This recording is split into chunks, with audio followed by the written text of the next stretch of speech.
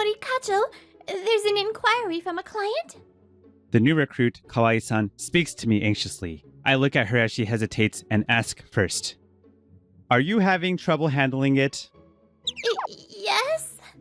I see. Then I'll take over. So could you pass me the details of the inquiry? Thank you so much. The document I gave you the other day about this product, Please, hand me that document. I decided to take over without waiting for her to finish speaking as the client was on hold. My name is Akira Kanamori, 33 years old, a section chief working in the sales department of Revenge Corporation. Hey, you. The office atmosphere tenses up with her stern voice. Kawaii-san visibly flinches at being addressed. Taking notes while on a call is basic. Didn't you learn that during training?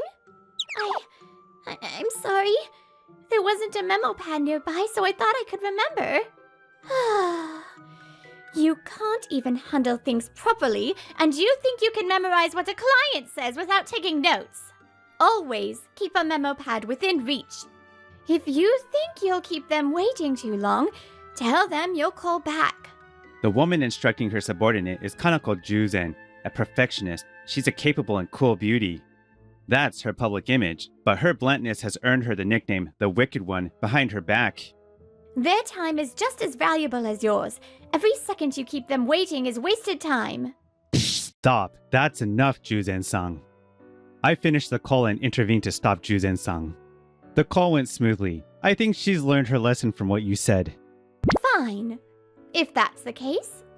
Kawaii-san, please take notes next time. Yes, I'm sorry. Are you okay, Kawaii-san? She didn't have to be so harsh. No, it was my fault. Are you crying? Making a junior cry? Maybe that was a bit too much. The person comforting Kawaii-san is Mahito Aida, my colleague. We joined the company at the same time, though he's a year older due to repeating a year in university. Girls like Kawaii-san, fragile and in need of protection, are the ideal, aren't they? You're really something, Kanamori. This is Yuito Fujikami. We joined the company at the same time, and he's the only colleague I speak to casually. You're probably the only one who can put Juzen-san in her place. You think so? You don't even realize it. I'd hesitate to even talk to her. She's so intimidating. Kanako was being approached by a man outside the office. How about dinner? You again! I don't waste my time on poor people. She coldly dismisses him and walks away without changing her expression. Wow, she's beautiful, but that's harsh. If she said that to me, my heart would break. The man walks away dejectedly. Juzen-san must have been that harsh because he kept bothering her. But seriously, Kanamori, are you really dating her? Are you sure you're not being threatened? You okay? I'm dating Kanako Juzen, the woman known for her beauty and wickedness. Fujikami still finds it hard to believe and keeps asking if I'm alright. There's no problem. In fact, I respect her for being able to speak her mind so clearly. And when she turns down men like that, I feel reassured, knowing she can handle herself. Well, with your specs, Kanamori, you're probably one of the few who meet her standards. But you're right, she can be a bit too harsh sometimes, so I'll step in and talk to her when needed. That's exactly what's impressive about you. But seriously, you're the first among us to get promoted, Kanamori. You're seriously cool, Section Chief. He says that with his usual enthusiasm before wrapping up the conversation with a laugh, saying, as long as you're happy, that's what matters. After parting ways with him in front of the office, I head home, following after my girlfriend who left ahead of me. We met a year ago. I was passing by a park late after work when it happened. Oh, I'm sorry. Are you okay? I had bumped into a woman who was stumbling along. I'm sorry. I'm fine. She answered in a small voice, still looking down. That was Kanako Juzen. That's how we first met. I just bought this from the vending machine. Would you like some? I offer her a drink as we move to a bench in the park. I'll just leave it here then. There's no response to my words. She's been hiding her expression ever since we bumped into each other. Are you really okay? When I checked on her again, she was crying. She had been hiding her tears from me, keeping her head down the entire time. Please don't be kind to me. She whispered those words and continued crying, trying to stifle her sobs. I couldn't just leave her there, so I stayed with her until she calmed down. That's when she told me about being fired and disowned by her father. With a tarnished record, she was struggling to find a job. We stayed in the park, talking until dawn. After meeting her a few more times, I became certain that she truly wanted to start over. President, please hire her at our company. I went to directly plead with the president of Revenge Corporation, who also happens to be my uncle. Thinking back, I must have already been in love with Juzen-san by then. After a fair recruitment process, Juzen-san was hired at Revenge Corporation 6 months ago due to her abilities. But that's not something I need to share with others. That day, during a reunion with my fellow new hires, I was thinking back to my memories of her as she became the topic of conversation. But seriously, Kanamori, are you really dating that Kanako Juzen? You've got terrible taste in women, man. Compared to my girlfriend, though, she's amazing. I heard you started dating Kawaii-san? Yeah, she's fragile and makes you want to protect her, right? That's the kind of girl you want as a girlfriend. Aida seemed pretty pleased, having recently started dating Yurina Kawaii. Well, everyone has their own type, I guess. Ha! I heard about your girlfriend. She supposedly turned down a guy in front of the company saying, "I have no time for poor people." That's the talk of the office. She's so beautiful, but what a waste to be such a wicked person. People need love more than money. I agree she could be more tactful, and that's something I think is her flaw too. But she... You don't have to force yourself to defend her. It must be tough, always having to cover for your girlfriend. Meanwhile, my girlfriend believes in love conquers all. She's the perfect woman for me. No, Aida, that's not right. Everyone's got their own ideal, and it's wrong to compare. Fujikami speaks for me, expressing what I'm feeling. Though he finds Juzen-san intimidating, he doesn't judge her. Maybe that's why I trust him more than anyone else in the company. I'm with her because I share her values. We're together because we're compatible, that's all. So if you share her values, that means you're also a cold-hearted person who values money over love. Oh man, that's scary. He pretends to be frightened as he laughs loudly again. There's no point in trying to make him understand. I don't want to ruin the reunion, so I let it go. Fujikami smoothly changes the subject, preventing any further conflict. I skipped the after party and came home early. The lights were still on when I arrived. Welcome back. I'm home. You didn't have to wait up. You could have gone to bed. You said you'd be home by 9 p.m. I wanted to discuss work with you, so I waited. Waiting for me was Kanako Juzen. She had been looking for a place to live, and I suggested we move in together. Now we live together. What?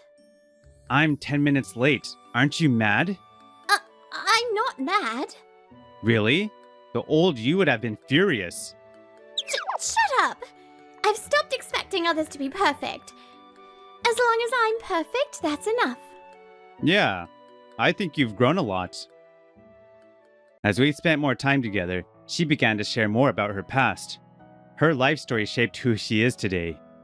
Dad, are you sure it's okay? Even if I attend 3 different classes? Of course. I want you to do anything you want to, Kanako. But more importantly, I'm sorry I've been working all the time and making you feel lonely. That's not true. Thanks to you, I've had so many experiences.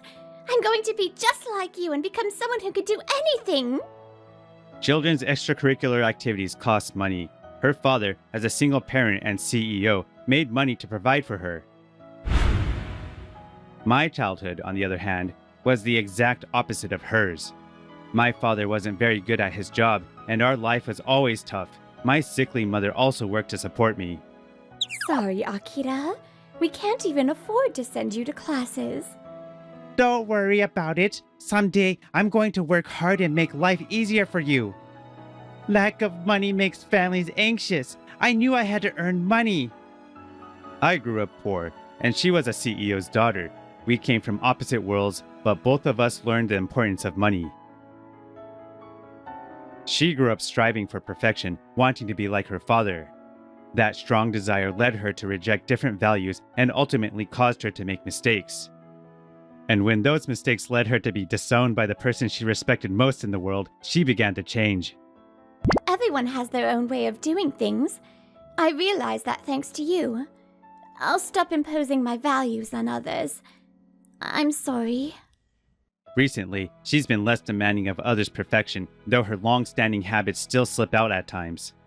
In those moments, I try to be her stopper, always keeping an eye on her. Then our conversation shifts to work. We talk about the upcoming negotiations with a new client. You're right, the statistics back up your point, but in this case, she often draws conclusions based on accurate data from statistics. She still feels uncertain about considering the client's perspective, so I give her advice like this. You're right. Your point has merit. I'll bring that up in tomorrow's meeting. Our relationship is professional, which allows me to focus on work. A few months later, in winter, trouble was brewing without our knowledge. What should I do, Mahito-san? I messed up again. If I report this, Juzen-san will get mad at me again. Yorina, I'm scared. It's okay. As long as we have our love, we can get through anything, right? I'll help you. Yeah, love will get us through this. Sincerity will make everything work out. Always being praised and smug, Kanamori doesn't understand. I'm going to prove it to him. Do you even realize what you've done?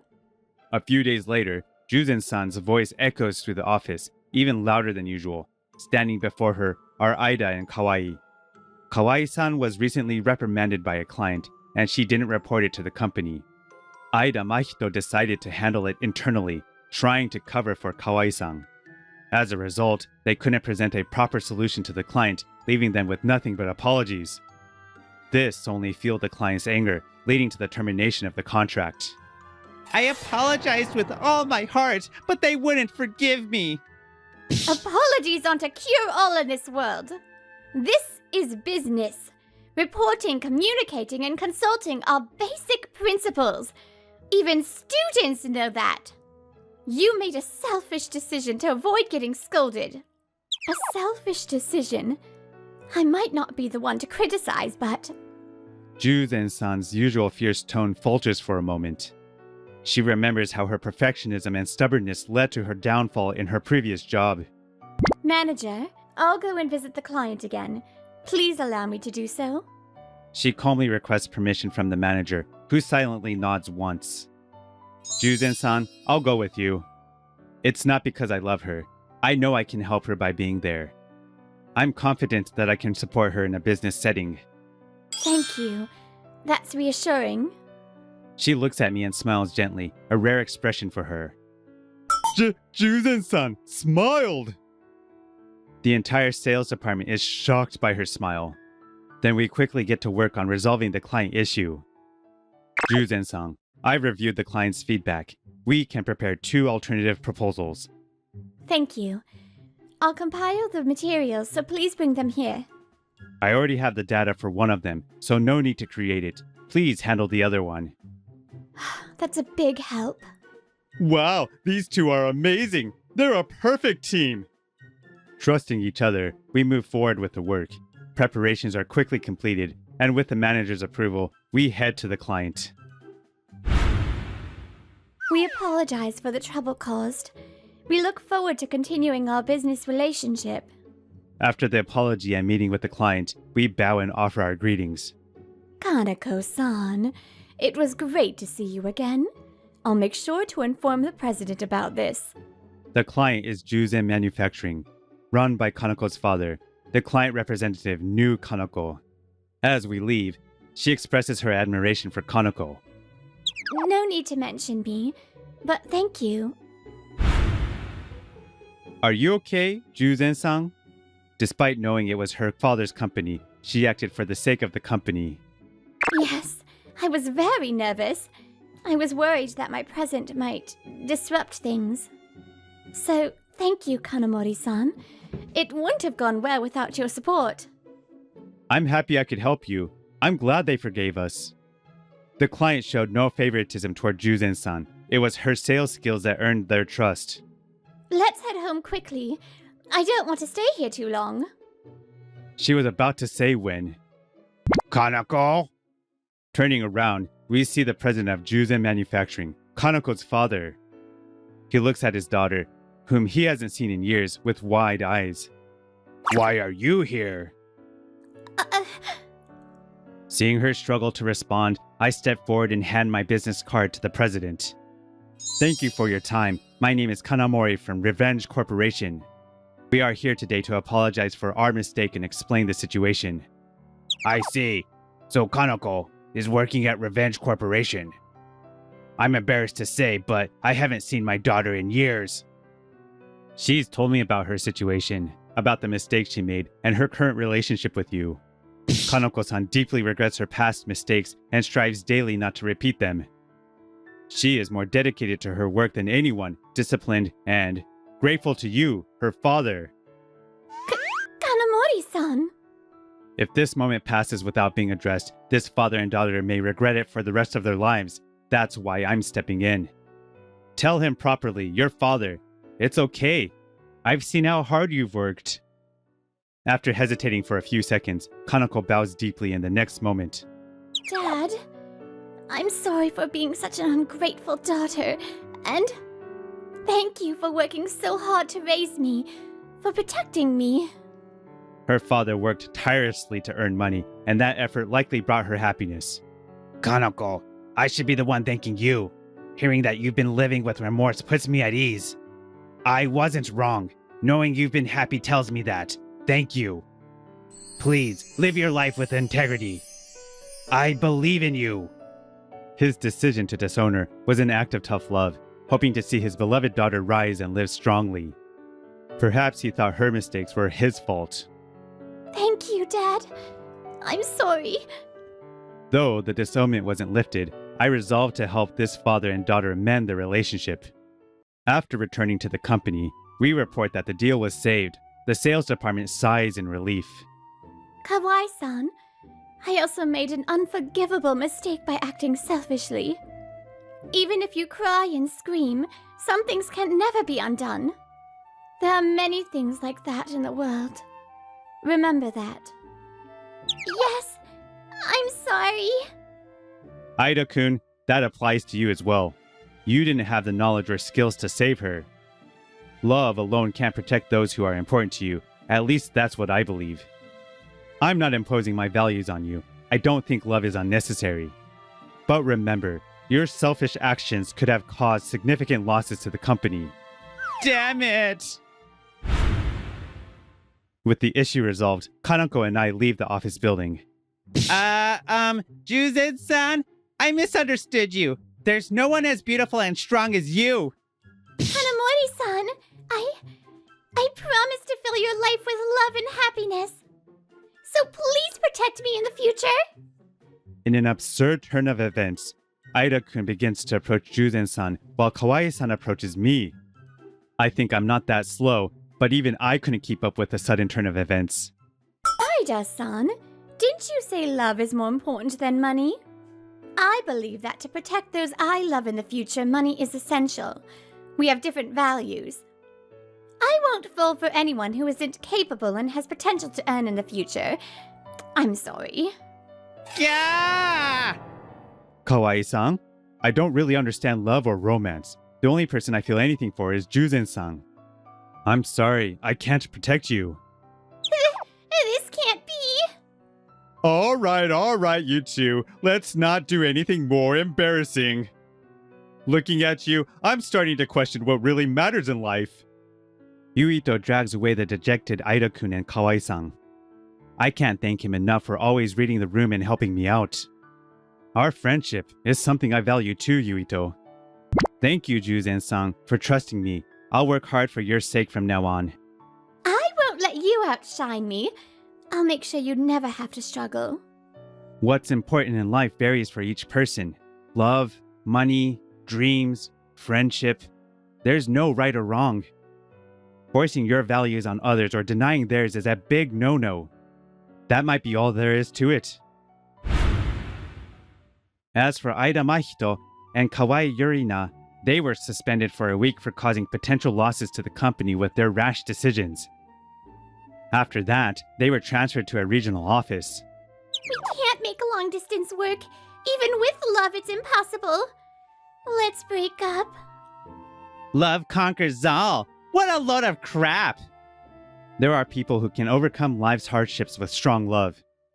But their love just wasn't strong enough. Ah! Sometime later, while out in town on a day off, we ran into someone she knew. Saikawa-san, I'm truly sorry for the trouble I caused you years ago. What are you talking about? Eh? From the look on your face, you've probably changed after reflecting on yourself. I can tell because I've been there too. If you make a mistake, just start over until you're satisfied. You and me both. His words must have resonated deeply with Juzen-san, who is now determined to live differently. Yes! I won't interfere with others' lives anymore. I won't repeat the same mistakes. I'll live my life perfectly, in a way that I'm satisfied with. Yeah, let's both do our best. I'll let him know too. Hey, Kanako. Kanako? All of a sudden you're using my name? It's about time, don't you think? So, was that guy your ex? No, it wasn't like that. Don't get jealous. Yeah, I think I might have been jealous for the first time in my life. Take responsibility. I don't know about that idiot. Everyone's upbringing, experiences, and the things they've seen are different. No two people are the same. We just happen to share the same values. I believe that's fate. I know that I'm dreaming. It's a memory I've replayed over and over. It always started with an anxious word from Yuka. Kohei, you really live here? It looks bad, huh? That's why I didn't want to bring you here. I asked you to bring me. How old is this place? I think 74 years? What? 74 years? It's a lot cleaner inside. Looks like there would be ghosts. Ha ha ha! You scaredy cat. Rent is cheap and it's nice. Do newcomer authors really make that little? For me, my first print sold 3,000 copies. So if one copy without tax is 150 yen, around 450,000 yen. Isn't that good? No, it takes 3 months to write one. So if you calculate it by month, it becomes 150,000 yen per month. What? That's it? That's no different than my pay. Actually, I don't have any benefits or bonuses, so it's probably less. Oh, that's why you live in this shabby apartment. No, that's not. Oh, why did you hold back? Nothing. Don't worry about it. Here, this is my room. There are books lying around, but... It's so shabby. They have rooms like this nowadays? Make yourself at home. You say that, but... Oh yeah, the bathroom is outside. What? What do you mean? No way. Kohei, you were this poor? What? You're a bottom feeder. I can't do this. No way. We have to break up right now. Goodbye. Don't call me. What? Wait, Yuka! After that, I couldn't contact Yuka. It was so sudden, and she was my first girlfriend, so I was very sad. But now I get it. I was dense. A broke guy was dumped. Nothing strange about that. If I could explain things to her, would it have changed anything? It was years ago, but that incident was still a thorn in my side. My nightmare is almost over.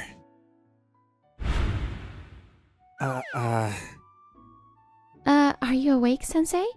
You were groaning. I feel out of it. I think I have a fever. My cold got worse.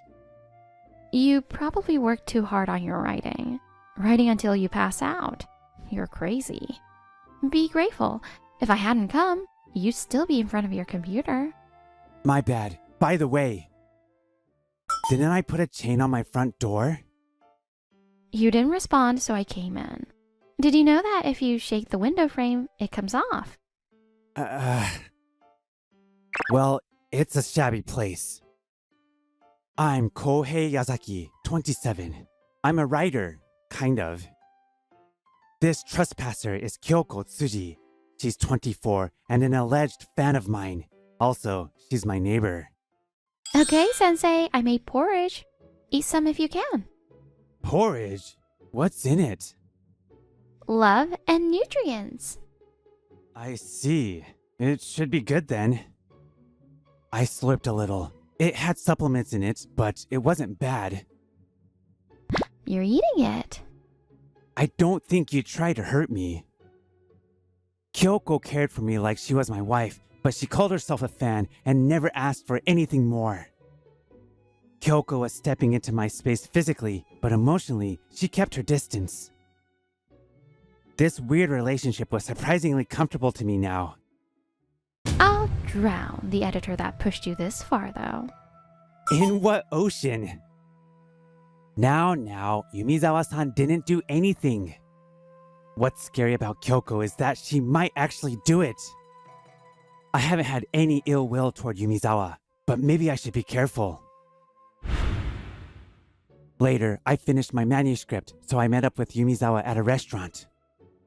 Normally, we met at my room in Love Koi Apartments, but there was the threat of drowning. I received your manuscript. Thank you, Yazaki-sensei. The other manuscript will be done soon. No, Yazaki-sensei. I heard you caught a cold. You should rest. You're not a newbie anymore. You don't have to write so desperately.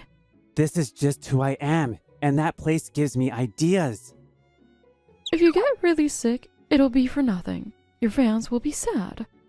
I'm worried for you as a fan. I can't ignore it if you say it like that. Pass. You survived. Kyoko was next to me. It'd be nice if she didn't say anything weird. Wait, she already did! Who are you? She ignored what was said. Maybe it didn't process. I'm his neighbor and his #1 fan. Neighbor? A young woman like you lives in that apartment? Yeah, the security sucks, so I like it. Love Koi. That is not the sentiment of a young woman. Anyway, now you know that Yumizawa-san is not evil, right, Kyoko-chan? Yeah, you're right. A fan of yours can't be evil. Yumizawa-san, she's a fan of mine, but I was thinking of how to explain. You guys are close. Is she your girlfriend? Girlfriend? I'm just a fan. Kyoko seemed flustered. Really? You seem close. Oh, Kyoko-chan's sense of distance is all wonky. When we first met, she found my place from my social media and came to see me. 3 years ago, was it? Before I realized it, she was living next to me. I was surprised. Is that okay? She's not a bad person. You're very forgiving. You live in that Love Koi place. And by the way, there's going to be a company trip next month. Would you like to go? Company trip? I'm not a part of your company.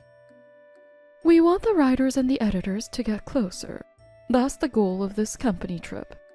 Realistically, there will be team building and observations. I see. Then I'll go. If I get better. Rest well and get better. Thank you. The editor-in-chief wanted to meet you. I'll contact you later. Yumizawa-san bowed and left. It was just Kyoko and me now. Editor-in-chief, like that Nagata? 35 years old, single, famous. Why do you know so much about him? I know all of your connections. I have to sync them if they're bad. You'll never have to do that. I didn't know how serious she was. I took her and left the restaurant. One day in October, my cold was gone, and I was at a famous hotel in Izu. It was a party. Many writers and editors were talking to each other. Yazaki-sensei, you came. How are you? I'm great. I'll send the next manuscript soon. I'm looking forward to it. Yumizawa went to say hello to another writer. looks like Kyoko. Nah, she wouldn't. I heard a familiar voice behind me. Wait, Kohei? It was Yuka. She was dressed up. I hadn't seen her in years. It was like she jumped out of my nightmares. I couldn't speak. You're still writing. Did you escape that shabby place yet? No, Why is she here? I couldn't figure out what to say. What? You still live there? Yuka's face twisted. That's the thing about broke writers. Wait, why are you here? Do you write now? Of course not. I don't want to be broke. I'm on a date with a handsome rich guy. Rich? Handsome? Date? At this party? All these questions popped into my head. I'm sure a low-level author like you has never met him, but my fiancé is an editor-in-chief at 35. He makes a lot of money, unlike you. I had a strange feeling. Was she the type to say these things? Wait, editor-in-chief at 35? My bad feeling was right. Nagata came to see Yuka. Yazaki-sensei, long time no see. Long time no see, Nagata-sa. Yazaki-sensei? You don't have to call him sensei. He's some nobody author. Idiot! You don't know Yazaki-sensei? He's a mystery writer that sells tens of thousands of hit books. I'm so sorry, Yazaki-sensei. Nagata bowed his head. Yuka looked confused. Tens of thousands? Wait, how much? Let's say 20,000 books. At 150 per book, it'd be around 30 million. He has around 10 best-selling books like that. So, you get it? Kyoko-chan? So, the person I saw earlier? How did you get in? The publishing company's security is nothing. I hacked in earlier and put myself on the list. Who does that? What do you think? I look like I was invited, right? She had dressed up, so she did look like she fit right in. No one would doubt it if I said she was a new author. Who are you? His #1 fan. And by the way, Sensei made around 120,470,000. Obviously, much more than the editor-in-chief. Why do you know that? Love? Suspicious. Love saves the world, and it's pretty easy to figure out a person's income. My fiance was so rude. Don't worry, I've known Yuka, her for a while, so she's just comfortable. I'm sorry. Thank you for saying that. You, apologize too. I don't know. If you make that much, why do you live in that shabby apartment? Shabby? Love koi apartments? You're dumb. That's like holy ground. Holy ground? What do you mean? Major author Daigo Yazaki worked on all of his stuff there. Yazaki Daigo? You don't even know Daigo Yazaki? He's a major author that's won a mushroom prize. He sells millions even now. He's my dad, Daigo Yazaki. I decided to live there because of my dad. It's old and small, but my father's work started there. Why didn't you tell me? Sorry, I tried to, but I hesitated. I had nothing back then. I didn't want people to think I only got to be an author because of my dad. I said it. I felt relieved. I felt the thorn in my side loosen. But the Yuka in my memories and this Yuka. Then your family? Yes, rich. According to my research, assets over 5 billion. Kyoko answered coolly. I wanted to ask her how she knew info even I didn't know, but it was Kyoko. It made sense. Yuka looked upset. She turned around and left. Wait! I'm so sorry. I'm fine. Go after her. Thank you. I'll repay you for this. I breathed out. I turned to Kyoko. You said those things that way to upset Yuka, huh? Oh, that girl was a money monster, always asking how much. I fell silent. I had my thoughts about how Yuka came off. Whatever. What are you doing here? I was worried. Why are you answering with a question? Still, this usual banter made me feel better. Afterward, the party went smoothly with no troubles. Some time passed after the party, and I was riding in my apartment like usual. Someone's here. I headed to the door. It's too soon for Yumizawa to come. Yuka, why are you here? Kohei, I'm sorry. Yuka apologized. Unlike before, she spoke in a friendly tone. There was a great misunderstanding between us. I think we can start over. Please, let's get back together.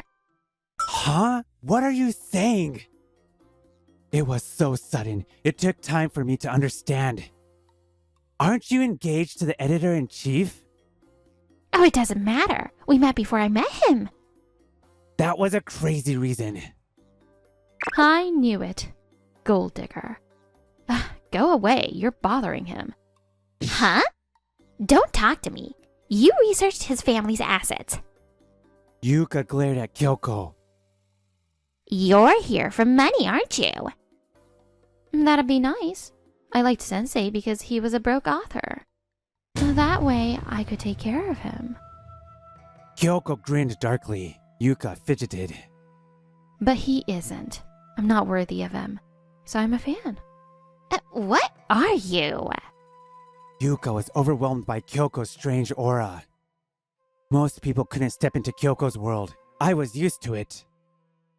Kyoko isn't good at being equal. I like that about you. Kyoko fell silent with an expression I hadn't seen before.